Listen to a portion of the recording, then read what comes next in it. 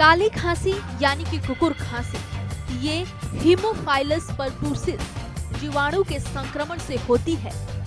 ये जीवाणु रोगी बच्चे की नाक और मुंह में छिपे रहते हैं और जब रोगी बच्चे जोर से खांसते और छींकते हैं तो रोग के सूक्ष्म जीवाणु वायु में फैलकर दूसरे स्वस्थ बच्चों तक पहुंच जाते हैं।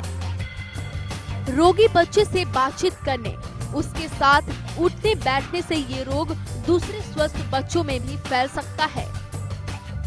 काली खांसी संक्रामक रोग है। घर में किसी एक व्यक्ति को काली खांसी हो जाने पर धीरे धीरे पूरे घर में खांसी फैल जाती है।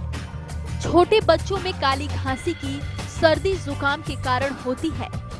ज्यादा सर्दी लगने, पानी में भीगने और सर्दी के दिनों में नंगे पांव घूमने से सर्दी जुकाम होता है।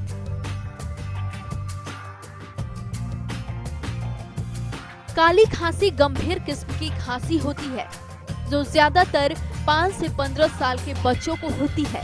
इसे कुकुर खांसी भी कहा जाता है। ये खांसी बच्चों में होने वाली संक्रामक और खतरनाक बीमारी है। ये सांस की नली को प्रभावित करती है। हालांकि ये खांसी साल के किसी महीने में हो सकती है, लेकिन सर्दी के मौसम में कुकुर खांसी ज्यादा होने के चांसेस होते हैं। खांसी होने और उल्टी के कारण बच्चे कमजोर हो जाते हैं। खाने पीने के समय ये खांसी शुरू होती है और दौरा पड़ने पर उल्टी भी हो सकती है। रात में सोते समय इसका दौरा पड़ता है। ज्यादा चीख कर बोलने से भी दौरा पड़ सकता है, जिससे बच्चे बेहोश हो जाते हैं और हो सकता है कि सांस भी अचानक से रुक जाए, जो खतरनाक साबित हो सकती है। सांस बंद होना, सांस लेने में दिक्कत होना, गले की नसों का फूल जाना, चेहरे का पीला पड़ जाना,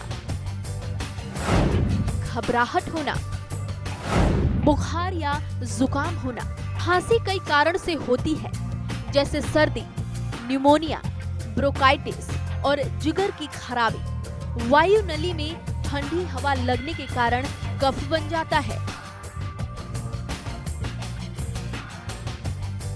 धुआं, धूल के गले में चले जाने से स्नायुओं में गड़बड़ी हो जाती है और खांसी बनने लगती है।